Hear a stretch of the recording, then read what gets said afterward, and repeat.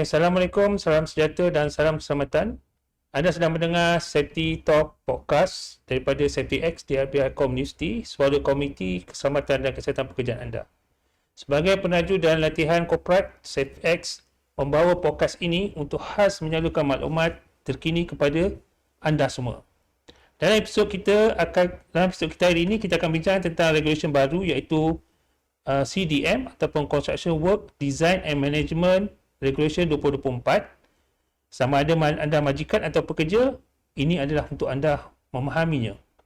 Saya Major Syarizal bin Samsudin, hos anda pada kali ini, dan hari ini saya tidak keseorangan. Saya bersama dengan Encik Muhammad Zakwan bin Fauzi, Ketua Seksyen Tapak Bina. Apa khabar tuan? Baik. Boleh tuan cerita sedikit tentang latar belakang tuan? Okay. Terima kasih kerana jemput saya. Assalamualaikum.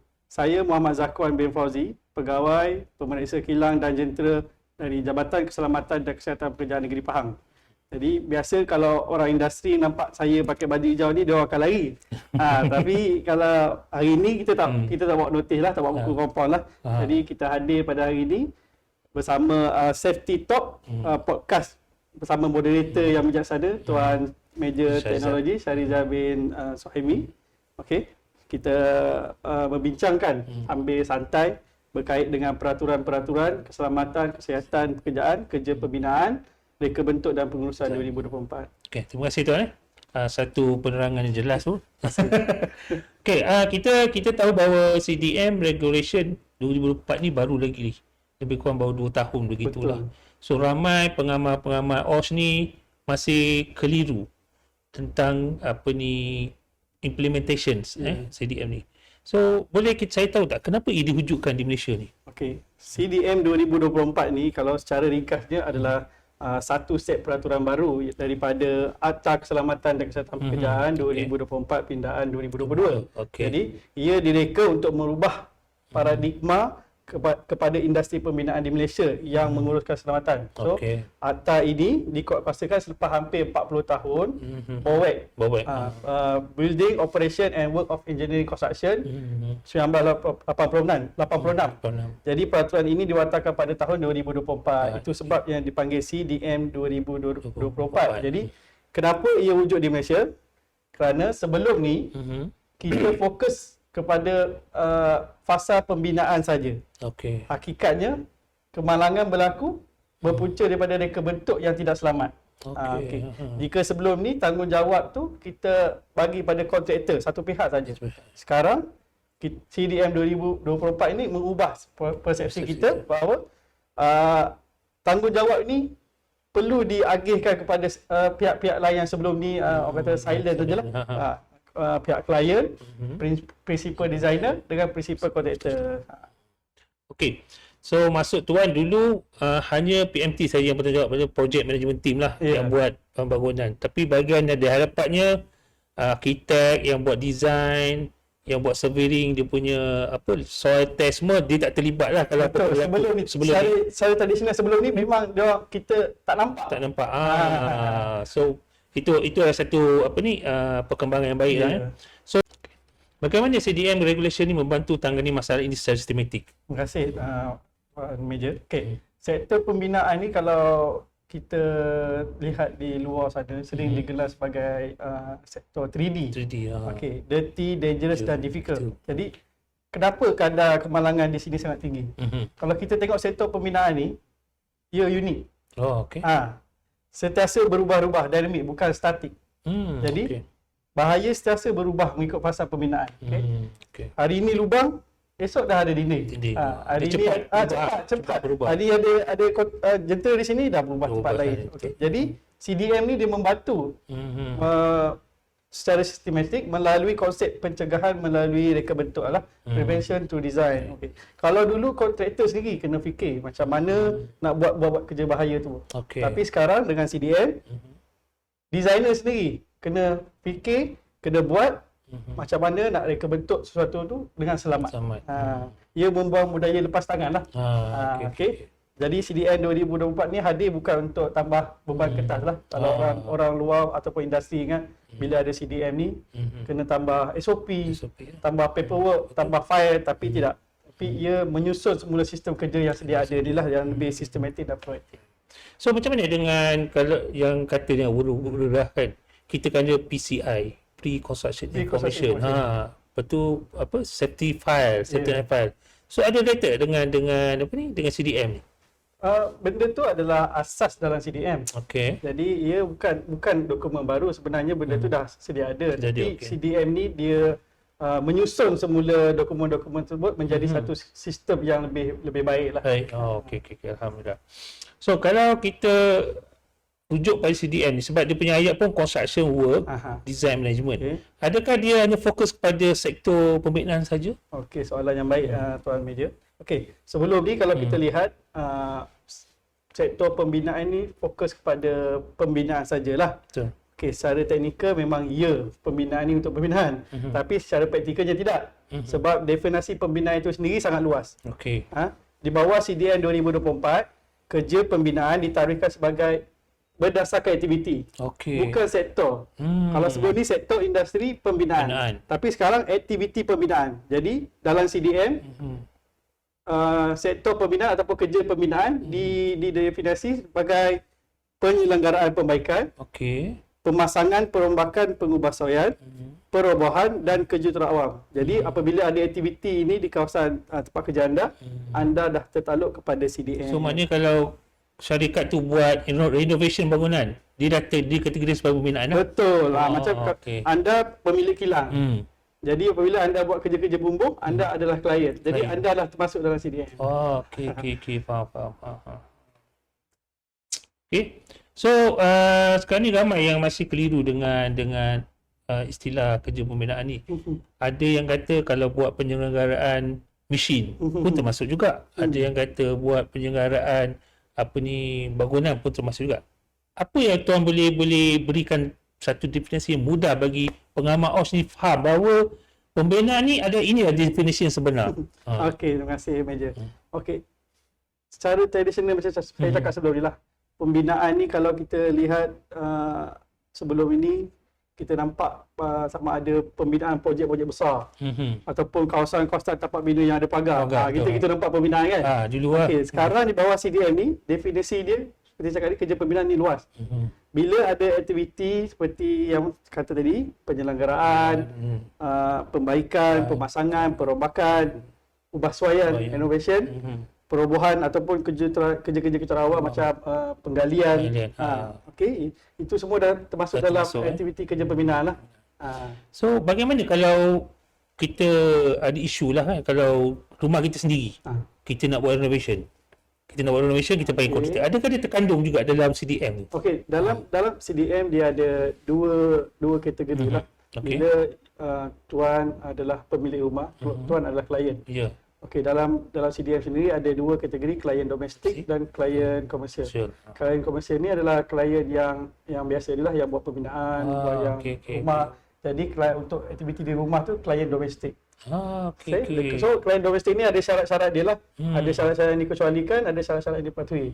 Tetapi masih perlu mematuhi CDM. So maknanya sekarang tuan-tuan, walaupun tuan-tuan punya duit untuk buat renovation, tuan-tuan juga terkandung dalam CDM regulation. Cuma tuan-tuan perlu dapatkan hemat nasihat daripada JKP lah.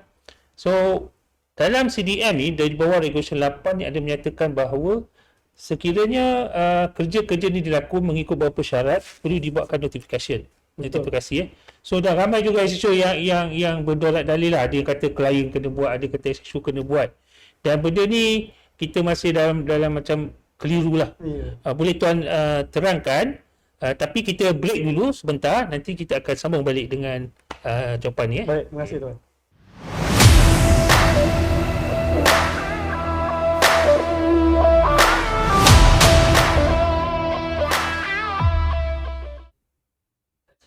Okay, terima kasih. Kita kembali semula dengan Safety Talk Podcast. So tadi tuan saya ada tanya tentang regulation 8 notification tu kan. So boleh tak tuan beritahu kami syarat-syarat, apakah syarat-syaratnya yang perlu kita buat notification kepada DOS ni dalam bawah CDM punya regulation? Okey, di bawah CDM 2024 peraturan 8, suatu projek pembinaan wajib dimaklumkan kepada JKKP. Ia perlu memenuhi dua salah satu syarat daripada dua kriteria. Okey. Okey. Yang kriteria pertama, kerja pembinaan perlu melebihi 30 hari bekerja. Okey, jelas. Lebih daripada 30 hari kena buat pemakluman JKKP. Okey. Atau kriteria kedua, beban kerja keseluruhan. Okey, apa maksud beban kerja keseluruhan ni? Iaitu bilangan hari bekerja dengan bilangan orang bekerja. Jadi beban kerja keseluruhan ini perlu melebihi 500 hari orang bekerja. Okey, contohnya kalau kita lihat di Gebeng lah. Okey, kawasan pindah sana biasanya akan ada aktiviti shutdown, turnaround. Jadi turnaround ni biasanya singkat masa dia, dalam masa 6 hari. Tapi macam-macam aktiviti. Perobohan, pemasangan jentera baru. Okey, contohnya satu hari tu 100 orang bekerja. Dalam masa 6 hari dah 600 orang bekerja. So, kena membuat pemakluman kepada JKKP. Okey. Siapa yang perlu buat maklumat kepada JP tu? Ikut peraturan ni, tanggungjawab adalah kepada klien. Sebab klien adalah punca projek itu jalan. Tapi klien boleh mengagihkan tanggungjawab ini kepada designer ataupun reka bentuk atau kontraktor yang dilantik lah untuk membantu dia buat pemakluman. Maknanya klien dia boleh agihkan tanggungjawab tu kepada designer ataupun construction punya. Boleh. Tapi dengan pemantauan dia lah. Dia tak boleh lepas tangan kalau dia kata sudah lantik kontraktor ataupun designer untuk membuat pemakluman. Dia masih perlu semak sama ada notifikasi sudah dibuat atau tidak. Sebab JKKP akan melihat notifikasi ini adalah tanggungjawab utama klien. So macam mana kita nak definisi itu klien? Klien ni kalau kita lihat adalah orang yang memberi projek. Orang yang memberi projek. Okey. Walaupun klien ni kalau dia tidak ada di tapak, tapi dia adalah pemilik tapak. So macam pemahaman saya lah, orang yang mempunyai kuasa untuk memberi arahan dan berkuasa untuk membayar projek tu, dia disebutkan sebagai klien. Ya, maksudnya orang yang mempunyai duit ataupun pemilik projek, dia adalah klien. Contohnya kilang A membuat pemasangan bumbung tadi lah. Kilang A adalah klien. Contoh. Okey, faham. So setakat ni setelah jalan lebih kurang saya rasa dalam setahun kot kan. Walaupun dia start 2024 tapi 2025 baru dia mula kan. So saya boleh katakan setahun lah. So dalam setahun ni, apakah cabaran pihak JKP hadapi dan bagaimana penerimaan majikan tu terhadap CDM ni? Okey, cabaran dengan JKP ni ialah cabaran terbesar ialah perubahan budaya lah. Okey, ibarat kita memakai kasut baru. Mesti dia ketat sikit. Lecet lah. Jadi di pihak JKP, CDM 2024 adalah satu transisi kritikal lah. Ramai majikan anggap benda ni masih isu yang membebankan ataupun adalah kos tambahan. Betul. Tapi bagi pihak majikan pula, benda ni masih di peringkat awal. Betul. Kalau majikan besar ataupun yang consultant international, dia dah biasa dah. So dia rasa tak ada masalah. Tapi cabaran bagi kami, bagi pihak IKS yang small medium enterprise ni, dia perlukan masa dan perlukan panduan daripada kita lah. Macam mana tu IKS boleh terlibat dengan CDM? Macam saya cakap tadi, sektor pembinaan ni bukan kepada sektor sendiri, industri, tapi aktiviti. Kebanyakan kilang-kilang kecil ni banyak juga pemasangan jentera, pasang bumbung, perobohan semua. Jadi kat situ dia mungkin terlepas pandang lah tanggungjawab dia sebagai klien. So bermakna CDM ni kita tidak boleh samakan dengan BOEC. BOEC memang dia khas untuk pembinaan.